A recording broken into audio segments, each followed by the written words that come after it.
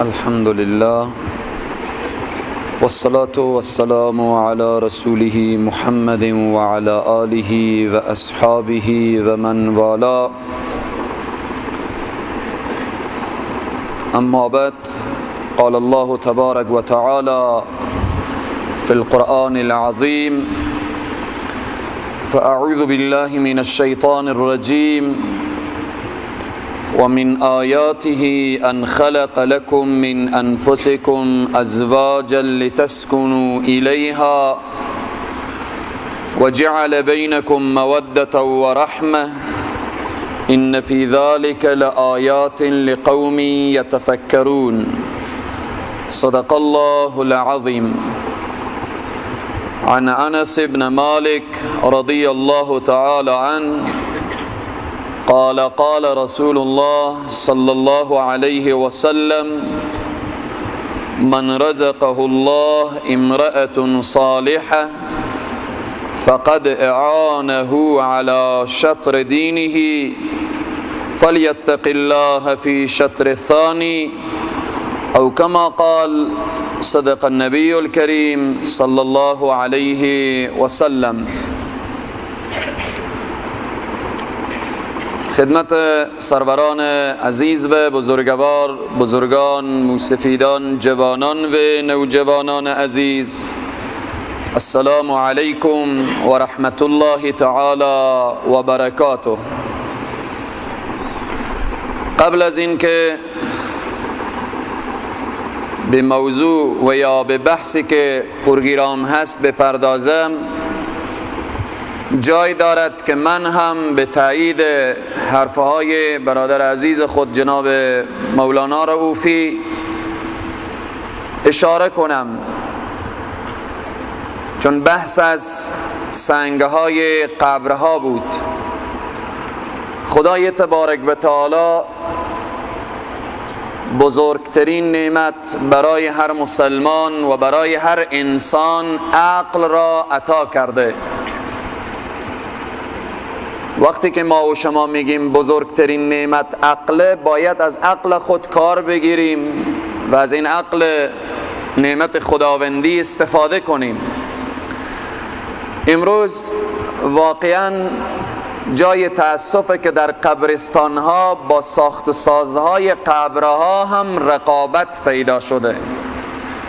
قبر فلانی با یک سنگ کار شده، باید قبر فلانی دیگر سنگ بهترتری کار بشه، در حالتی که خدای تبارک و تعالی میگه فاستبقوا الخیرات، شما به کارهای خیر سبقت بگیریم، شما به کارهای خیر تلاش کنیم. چقدر واقعا یک قبر دست کمی شاید 10,000 20,000 و خیلی جالب که به دروازه زیارت حضرت خواجه صاحب یک قبر ساخته شده، 2.5 لک افغانی بالی و کار شده. 2.5 لک افغانی حساب کنیم که شاید قریب به 1000 جلد کتابهای معتمد بشه، به حوزه یک علمی داده بشه و باقیات و صالحات برای سالها به او فامیل و خانواده و به او اموات بمانه. بناهن دوستایی که به حج رفتن جنت البقیر دیدن، اگر میلیون ها سال دیگه اموات ما و خود ما خلاصه سر به سجده بگذاریم، به او فضیلت صحابه نمیرسیم. ولی تمام قبرهای صحابه اصلا مشخص نمیشه که این قبر حضرت فاطمه الزهرای، این قبر خلاصه یا حضرت عثمان، همین شخصیت هایی که در بقیع دفنن. وقتی ما در بقیع داخل شدیم پرسان کردم کجاست مرقد حضرت عثمان، وظیفه دار گفت والله اعلم، نمیدانیم، در همین بقیع دفن هست. بناهن خدای تبارک و تعالی داخل قبر خوب کنه، داخل قبر روضة من ریاض الجنه الله بگردانه. پس این شیای ظاهریه که ما فریب میده، این سنگ و این کار و بدعت خرافات دیگری که واقعا امروز آیسته آیسته شده، که یکی دو قبر خود مشاهده کردم که بر سر قبر عکس همون میت رو سنگ کار شده که عکسی هم زده. عکس در حالتی که به جایی که تصویر باشه میدانیم که ملائکه رحمت نمیآیه، پس او قبری که تصویر داره ملائکه عذاب بری از او مبارک باشه، ملائکه رحمت که به او قبر نمیآیه، بنان چون از تصویر بدش میآیه. پیامبر صلی الله علیه وسلم میفرمایند، میگن نظر الله بر قبرهای مخروبه، یعنی قبرهایی که از نظر افتاده. پس به این ترتیب باید خیلی تلاش کنیم هر جا میرسیم. حالا این قبرستونی هایی که میبینیم از دیگه کس نیست، از ما و شمانه، یا پدر منه یا پدر شمانه، یا کاکا منه یا کاکا شمانه، یا همسایه منه یا همسایه شمانه، یا دوست منه یا دوست شمانه.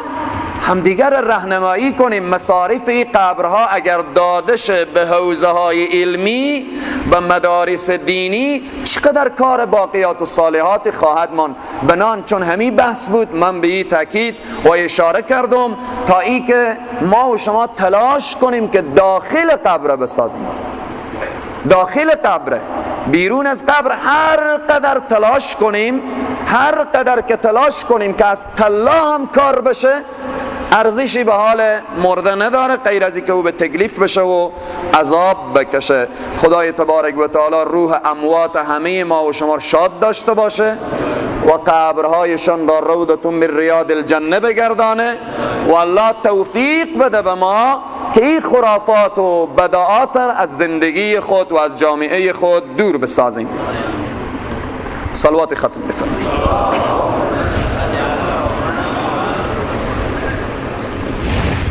سروران عزیز و بزرگوار، بحث ما ارتباط به هدف از ازدواج هست. این موضوع را چرا انتخاب کردیم؟ در طی هفته گذشته، واقعا نمیدانم که این هفته چگونه هفته بود، بیش از شاید 20 مسئله جدا شدن زن و شوهر از همدیگر و یا گرفتن طلاق و یا خلاصه به هم افتادن زن و شوهر برای ما در این دارالعلوم مراجعه شد. جوان آمد که من همسر خور، خانم خور نمیخواهم، خانم آمد که من همسر خور نمیخواهم. خلاصه هر قدر توصیه، وصیت، خلاصه آنچه که یاد داشتیم گفتیم، ولی فکر میکنم خیلی نتیجه هم نداد. بناهن باید ما هدف از ازدواج و راهها و ملاکهای انتخاب همسر را بدانیم و بفهمیم. آیه‌ای که تلاوت شد، الله سبحانه و تعالی می فرماید و من آیاته ان خلق لکم من انفسکم، از نشانه های خداوند این است، ان خلق لکم من انفسکم، این که از جنس خود شما خداوند برای شما همسران انتخاب کرد. من انفسکم ازواجا، به خاطر چی؟ لتسکنوا الیها، تا اینکه کنار همدیگر زن و شوهر آرامش پیدا کنند. و جعل بینکم موده و رحمه، الله سبحانه و تعالی بین زن و شوهر مودت و دوستی و مهر و محبت را ایجاد کرد. محبت زن و شوهری یک محبتی که از جانب الله سبحانه و تعالی هست. و جعل بینکم موده و رحمه این فی ذلک لآیات، این نشانه های خداوند و این موضوعاتی که بیان شده، لقوم یتفکرون، برای قومی که تفکر میکنن، قومی که فکر میکنن، قومی که خلاصه در مسئله ازدواج زود تصمیم نمیگیرن، سر از این مسئله زیاد فکر میکنن. الله سبحانه و تعالی میگه برای او زن و شوهر مهر و محبت داده می شود. او زن و شوهر کنار همدیگر با محبت و صمیمیت زندگی میکنن و کنار همدیگر آرامش میگیرن. که قبل از ازدواج و در ابتدای ازدواج در قضیه ازدواج خوب فکر میکنن. ان فی ذلک لآیات لقوم یتفکرون. حدیث پیامبر اکرم صلی الله علیه و سلم که تلاوت شد، حضرت انس ابن مالک روایت میکنن پیامبر اسلام زن نیکو را میفرمایند که زن نیکو نصف دین هست. خیلی قضیه ازدواج قضیه مهم است. امروز بین جامعه ما هدف از ازدواج نه پسر میدانه و نه دختر. هدف از ازدواج امروز جریان شده که فقط مرد وقت زن را به خانه میآوره، اولین مسئله که در ذهنش خطور میکنه مسئله اطفای غرایز جنسی و بعدا هم یک کارگری به خانه آوردن تا نان بپزه و خانه جارو بکنه و خلاصه خدمت خانه رو بکنه. این جوان فکر میکنه که این هدف بزرگترین و بالاترین هدف ازدواج هست. رسول الله صلی الله علیه و سلم میفرمایند من رزقه الله امرأة صالحه، برای کسی که الله سبحانه و تعالی زن صالحه را نصیب کرد، این انسان چه کار میشه؟ فقد اعانه علی شطر دینه، الله سبحانه و تعالی نصف دینش را تضمین کرده، یعنی نصف مشکلات دینش مرفوع شده، آسان شده. خلاصه زن که زن دیندار بود، مرد دیگه لازم نیه برای سود بگیره، به خاطر که زن راضی نیه که مرد برای سود برداره. دیگه مرد دنبال حرام نمیره. به این ترتیب در تمام عرصه ها زن دیندار نقش داره. ادامهش میفرماید فلیتق الله فی شطر الثانی، نصف دین زن دیندار، نصف دین زن نیکو، نصف دین دیگر فلیتق الله فی شطر الثانی، نصف دین دیگر ترس از خدا هست. انسان از خدا بترسه. اگر زن صالح و پاک دامن نصیب انسان شد و ترس خدا هم در دل پیدا شد، اینجا دین انسان کامل میشه. ولی باید ما هدف از ازدواج را بدانیم سروران عزیز و بزرگوار. چرا امروز یک انسان ازدواج میکنه؟ آیا یک لحظه فکر کرده؟ قبل از ازدواج آیا انسان فکر کرده چرا ازدواج میکنم؟ آیا یک دختر فکر کرده چرا شوهر میگیرم؟ آیا یک پسر فکر کرده چرا من همسر میگیرم؟ آیا این سوال آمده در ذهن انسان؟ بعضی از زن و شوهران بدون آنکه از زندگی مشترک بهره بگیرن چه کار میکنن؟ با یکدیگر زندگی میکنن. اصلا از زندگی لذت نمیبرن، بهره نمیبرن، ولی زندگی میکنن. این زندگی نشد. انسان باید در کنار همسر، زن و شوهر باید در کنار همدیگر نه تنها لذت دنیا بلکه باید لذت دنیا و آخرت را ببرن. لذت دنیا و آخرت. لذت دنیا چیست؟ عزت و عفت و پاکدامنی. لذت آخرت چیست؟ این که انسان از این زندگی مشترک وقتی اولاد صالح را به جامعه تقدیم کنه، به صحرای محشر افتخار میکنه با اولاد صالح. بنان انسان مسلمان باید در دنیا و آخرت از این ازدواج خود لذت ببره سروران عزیز و بزرگوار. بناهن باید هدف از ازدواج را بدانیم. هدف از ازدواج چیست؟ هدف از ازدواج چیه؟ اول به طور خلاصه و فشرده 12 موضوع را هدف از ازدواج بیان میکنم. اول رسیدن به آرامش. رسیدن به آرامش. قرآن میگه لتسکنوا الیها. زن و شوهر باید کنار همدیگر آرامش پیدا کنن، باید به کنار همدیگر فکر سالم پیدا کنن. خلاصه آرامش فکری، آرامش روحی، آرامش قلبی، آرامش جسمی، اینها همه در چیست؟ در ازدواج هست. هدف از ازدواج اینه که شرط اول اینه و هدف اول اینه که زن و شوهر کنار همدیگر آسایش و آرامش داشته باشند. دوم، نزدیک شدن به خدا. فایده ازدواج اینه که انسان رو به خدا نزدیک میکنه. به خاطر چی؟ قرآن دستور میده که ای انسان ازدواج کن. رسول الله میفرمایند النکاح سنتی. عمل به قرآن، عمل به احادیث انسان رو خوشبخت میکنه و انسان رو به الله سبحانه و تعالی نزدیک میکنه. سوم، دستیابی به کمال انسانی. انسان به کمال انسانیت میرسه. امروز که آسایش و آرامش و اینها گرفته شده چون ازدواج ها به طریق شرعی نیست، ازدواج ها به طریق قرآنی نیست، ازدواج ها به طریق جناب محمد رسول الله صلی الله علیه و سلم نیست.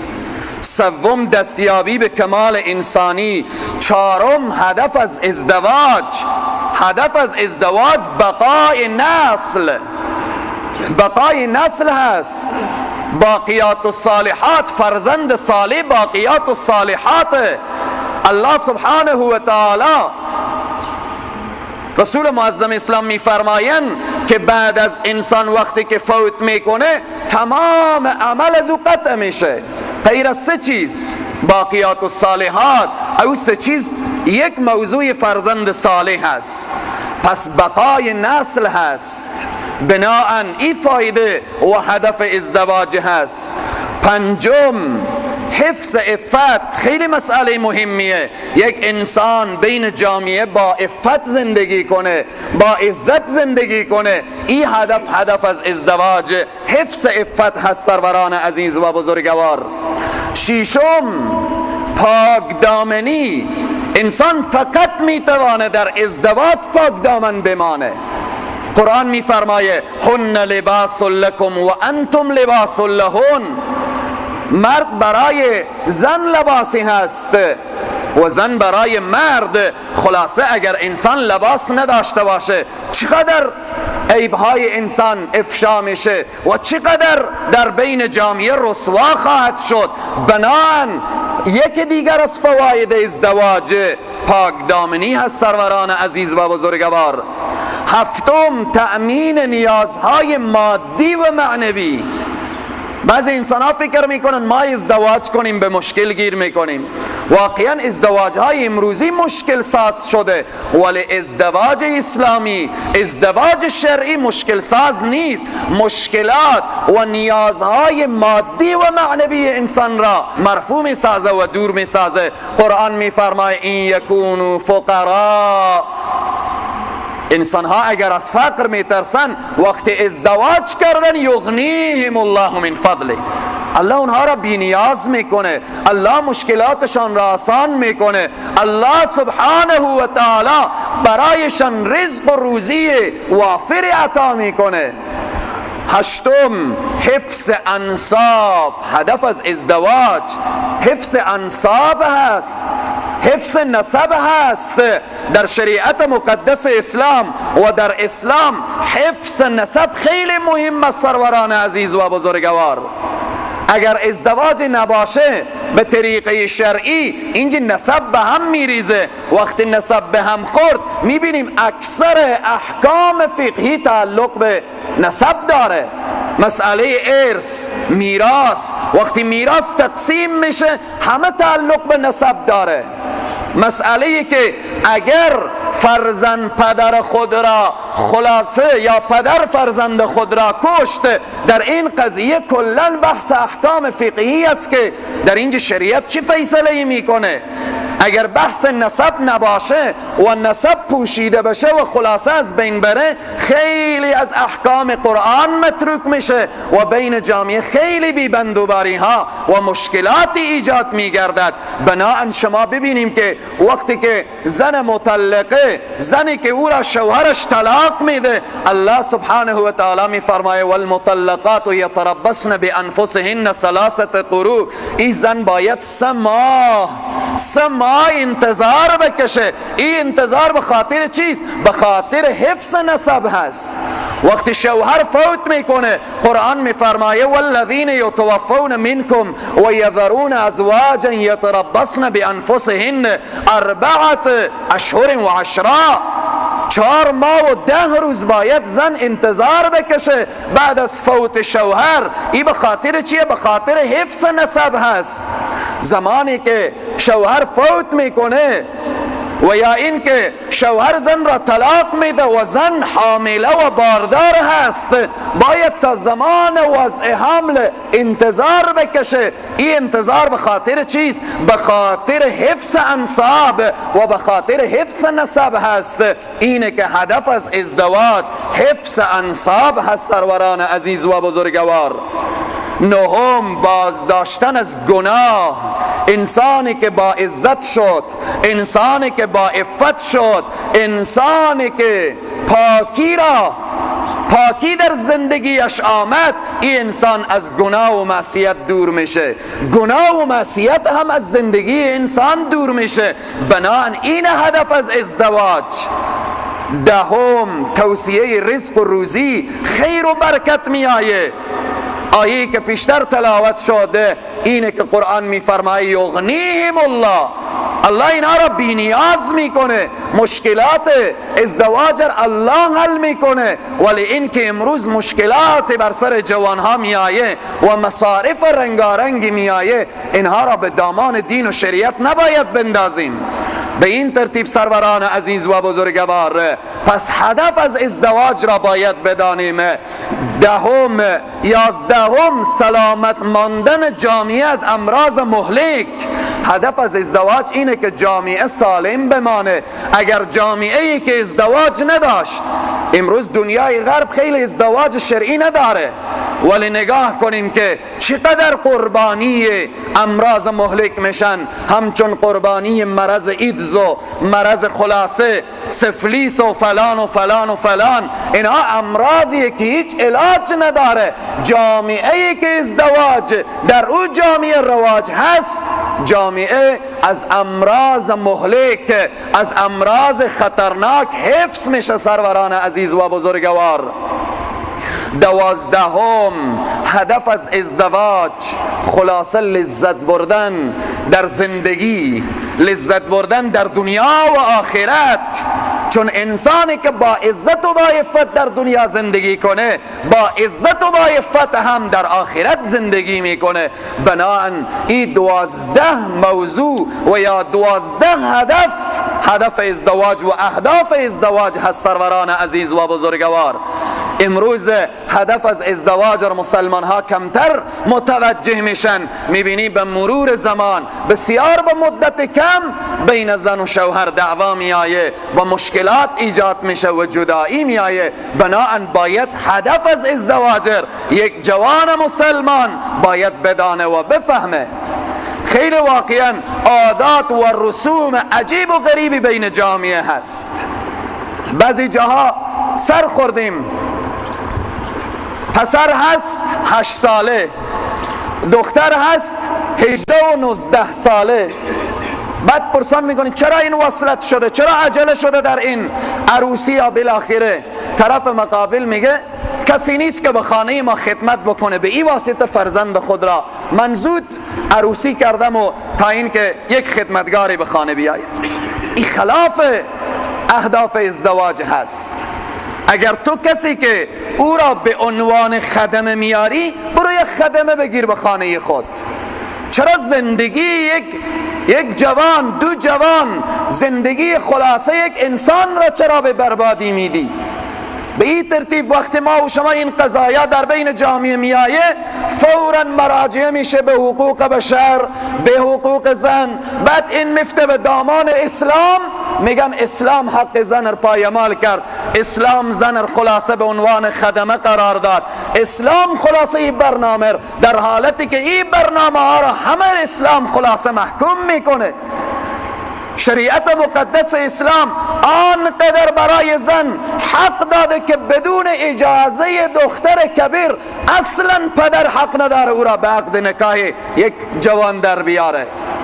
یک موضوعی که در این هفته مشکلاتی که ایجاد شده بود این بود که خواهر آمد گفت وقت شاهده آمدن گفتن که بگو که وکیل تو کیست. دختر گفت، خود دختر حاضر و آماده گفت که من برداشتم برای شاهده گفتم که من فلانی را نمیخواهم و دوستم ندارم و ازدواج هم نمی کنم. میگه برای شاهده چنین گفتم، ولی مادر دختر برای شاهده میگه خدا چنین مادرها هدایت کنه. برای شاهده میگه که شما بروید بگویید که دختر گفته که پدرم وکیله. بعد شاهدان میاین، عقد بسته میشه، 4 ماه میشه، دختر گریه میکنه نمیخوام. اصلا این نکاح صحت نداره از لحاظ شرعی تا زمانی که دختر اجازه نده، قطعا و ابدا نکاح صحت پیدا نمیکنه که 100 مرتبه شاهدا بیاین و 1000 مرتبه هم خطبه خوانده بشه، این نکاح فسخه. این باید هدف از ازدواج رو بفهمیم. هدف از ازدواج چیست؟ قرآن میگه ازدواج یعنی به وجود آمدن آسایش، آرامش. امروز پسر هم ازدواج میکنه، به تکلیف روانی، روحی، اعصاب گرفتار میشه و دختر هم آماده که خور آتش بزنه. این ازدواج اسلامی شد. این ازدواج شرعی شد. بناهن باید این که ملاک های انتخاب همسر را هم بدانیم. این که اهداف ازدواج بود. 12 موضوع بیان شد. اهداف ازدواج که اولین هدف ازدواج رسیدن به آرامش، دوم نزدیک شدن به خدا، سوم دستیابی به کمال انسانی، چهارم بقای نسل، پنجم حفظ عفت، ششم پاکدامنی، هفتم تأمین نیازهای مادی و معنوی، هشتم حفظ انساب، نهم بازداشتن از گناه، دهم توسعه رزق و روزی، 11 سلامت ماندن جامعه از امراض مهلک، 12 لذت بردن از زندگی. این 12 موضوع اهداف ازدواج هست.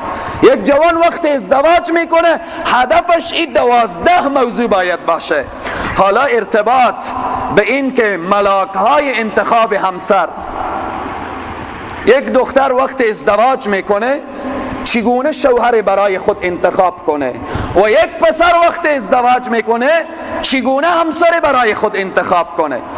امروز خیلی جالبه، خیلی واقعا جای درد و تأسفه به این که اگر دختر نظر بده که من فلانی را نمیخواهم یا میخواهم، بین جامعه عیب شده، در حالتی که زن و مرد در قضیه ازدواج هر دو باید تصمیم خود بگیرن.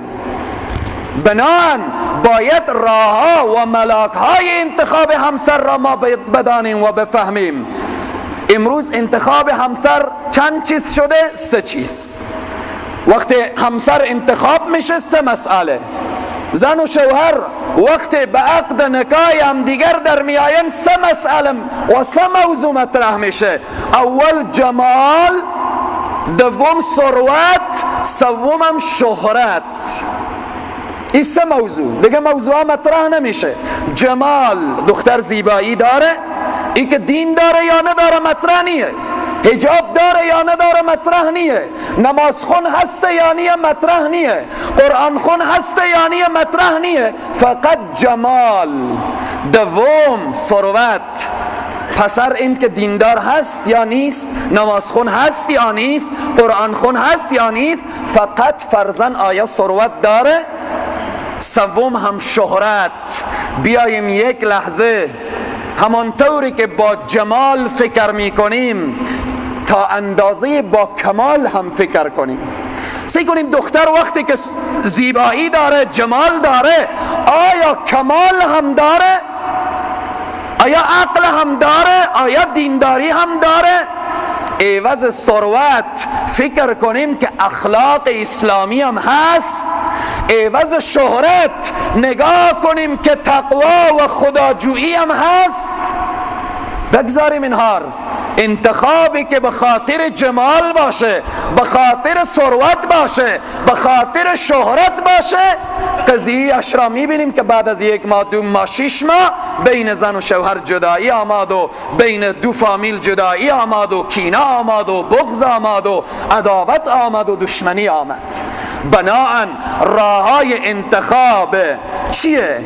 اول این که اگر شریک زندگی انسان این خصوصیات را داشت، ازدواج اسلامی می شود و زندگی هم زندگی خوشبختی می شود. کدام خصوصیات؟ اول این که باید وقت تحقیق میشه خدا ترس باشه. پسر و دختر خیلی باید در این قضیه ازدواج متوجه باشیم. واقعا جای درد و تأسفه که بعض ازدواجها برای مسجد تصمیم گرفته میشه.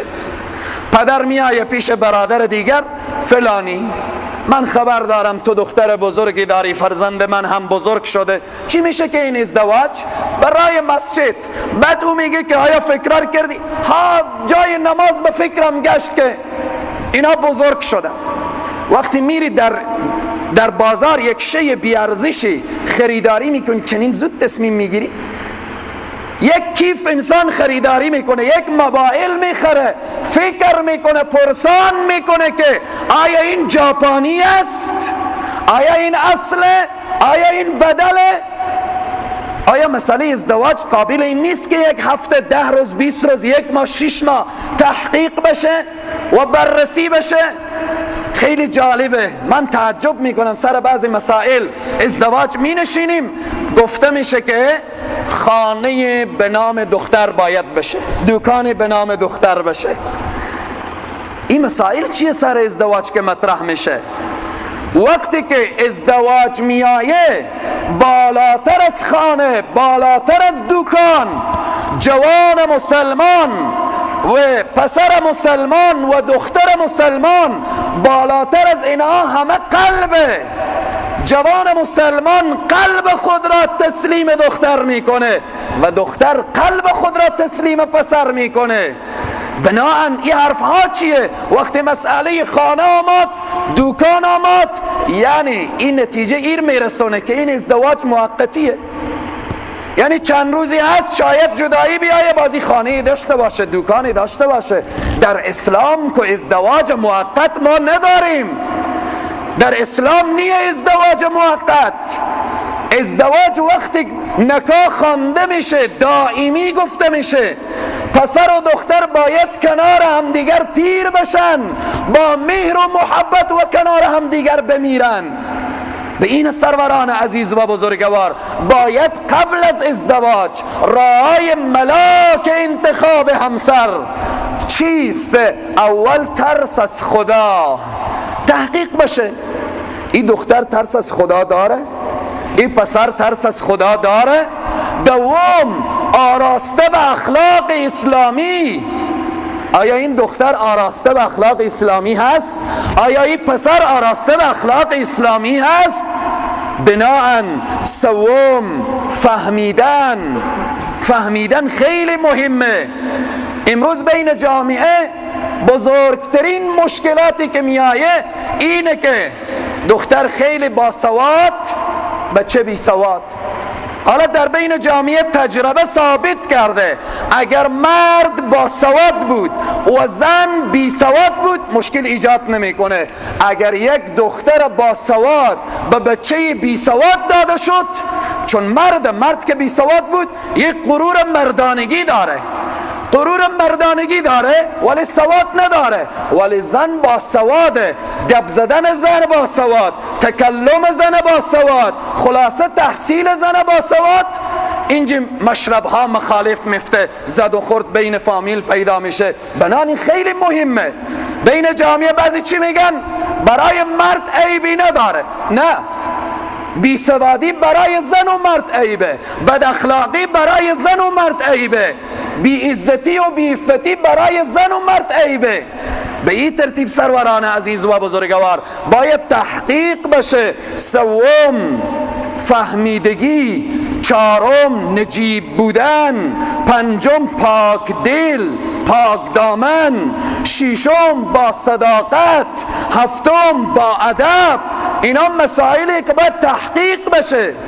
هشتم با فرهنگ بودن، نهم این که با صبر بودن، دهم وظیفه شناس، خلاصه عاقل، شریف، متعهد، سازگار، شناخت خصلتها، جویا شدن از اعتقاد و باورهای مذهبی. اینها همه مسائلیه که قبل از ازدواج باید تحقیق بشه. باید فکر و خوی زن و شوهر با هم دیگر بخوره سروران عزیز و بزرگوار. بناهن اینها وقت تحقیق نشد، بعدها چه کار میشه؟ قضیه میکشونه به طلاق، قضیه میکشونه به محکمه، قضیه میکشونه خلاصه به ویرانی فامیل ها و اینها. باید تحقیق بشه، جستجو بشه. این است عزیزان من، چون وقت ما رو به اتمام هست، وقت این موضوع تحقیق کردیم. این راههای ملاک انتخاب همسر هست. یکی از علما می نویسد، میگه ازدواجهای غرب محکومه و بعض ازدواجهای شرق هم خلاف شریعته. خلاف شریعته. چگونه؟ در غرب که محکومه، در غرب زن و شوهر به اصطلاح قبل از اینکه زن و شوهر بشن، یعنی پسر و دختر با همدیگر سفر میکنن، از خوی همدیگر، طبیعت همدیگر با خبر بشن، خلاصه از فکر و مفکوره همدیگر با خبر بشن. یکی از علما می نویسه، میگه او هم خلاف شرع و محکومه. اصلا پسر و دختر حق ندارن به یک خانه تک و تنها بنشینن، قطعا و ابدا. ولی شریعت همین قدر اجازه میده که قبل از خطبه نکاح پسر و دختر با نشستن محارم از طرف جانبین یک لحظات معدودی کنار همدیگر بنشینن، صحبت کنن تا همدیگر رو ببینن، از خوی و خاصیت همدیگر با خبر بشن و تا حتی شرط و شرایط دارن گفتگو کنن. شرطی که محرم هم از طرف عروس و یا بالاخره داماد نشسته باشه.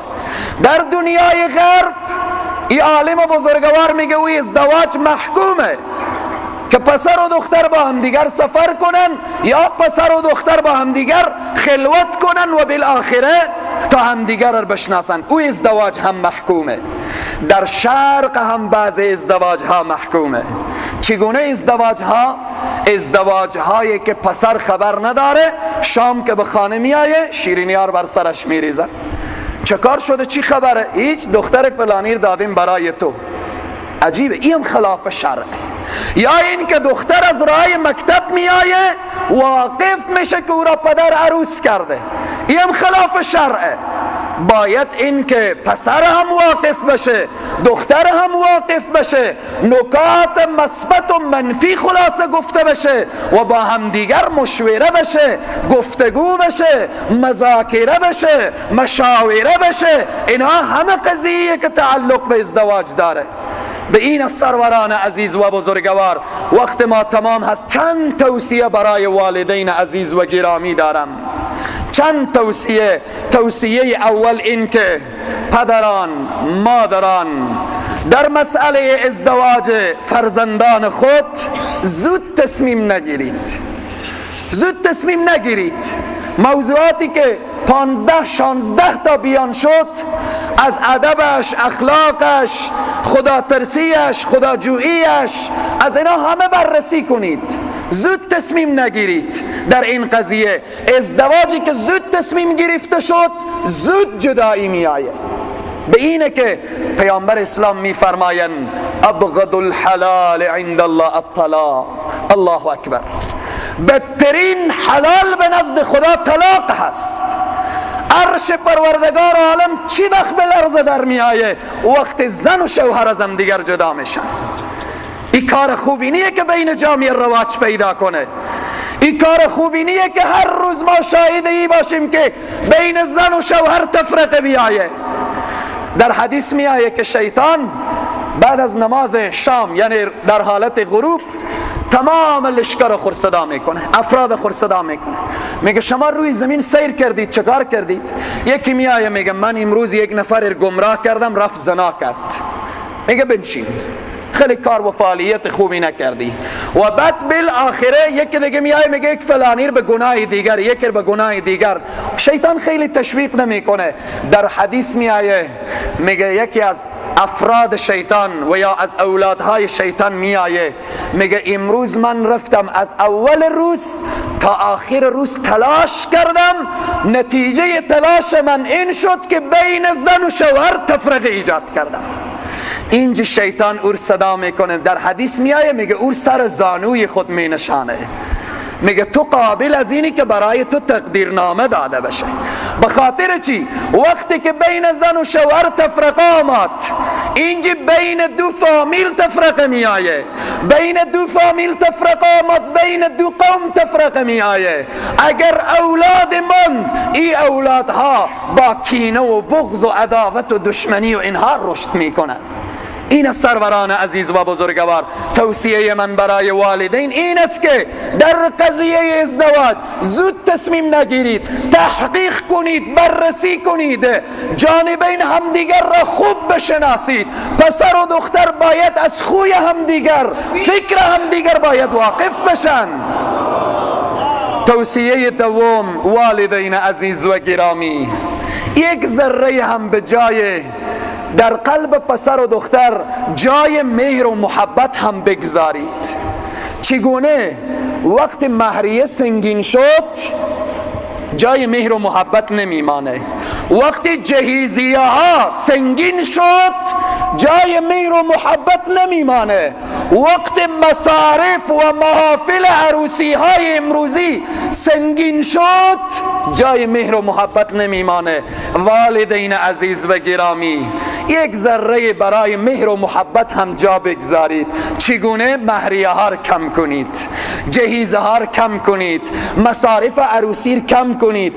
باور کنید وقت بین زن و شوهر مهر و محبت باشه، زن و شوهر بین خارهای مغیلان که بخوابن برای اونها ناز و استراحت و خلاصه تخت شاهی هست. ولی اگر مهر و محبت نبود، هر قدر محافل شرنگ و پرنگ باشه، هر قدر خلاصه جهیزه ها باشه، هر قدر نالین ها پربارتر باشه، کینه و بغض و عداوت ها زیادتر پیدا میشه. به این ترتیب یک لحظه فکر کنید. رسول الله می فرمایند زیباترین زن، خوشبختترین زن، با برکتترین زن زنیه که مهریه از او و جهیزی از او اندک باشه. چون وقت مهریه کم بود، جهیزیه کم بود، مهر و محبت می آیه. توصیه سوم این است که والدین عزیز و گرامی در مسئله ازدواج چنان نقش داشته باشید که فردا بگن که بابا مادر خدا شما را بیامرزه، خدا شما را بیامرزه. واقعا پسر بگه بابا خدا تو را بیامرزه که همسر با عزت و با عفت به عقد نکاح من در آوردی، و دختر هم بگه بابا خدا تو را بیامرزه شوهر دیندار را به عقد نکاح من آوردی. این توصیه برای والدین عزیز و گرامی هست. چهارم، والدین عزیز و گرامی، رضایت پسر و دختر را کسب نموده بعداً تصمیم بگیرید. پسر خود را بنشانید. پسر عزیزم، دختر فلانی، نواسه فلانی، کسبش فلانی، فلانه کسب را داره، فلانه صنف را خوانده، فلانه اینقدر پول داره، اینقدر اخلاق داره. میخوام خلاصه دختر فلانی را برای تو بدهم و دختر را هم عین شکل بنشانید که دخترم فرزند فلانی را میخواهیم به عقد تو در بیاوریم. این نکات مثبت او فرزنده و این نکات منفیش هست. بگذاریم که پسر و دختر بعداً تصمیم خود را بگیرن. ها، اجازه شریعت نمیده برای پسر و دختر که خلاصه برن از هر جایی که کفوشان هم نباشه برن ازدواج کنن. اینجی والی، اینجی سرپرست، اینجی خلاصه فامیل سخت میتونن مداخله کنن. اما در قضیه‌ای که بگذاریم پسر و دختر نظر بدن، پسر و دختر خلاصه مشوره فکر کنن لحظاتی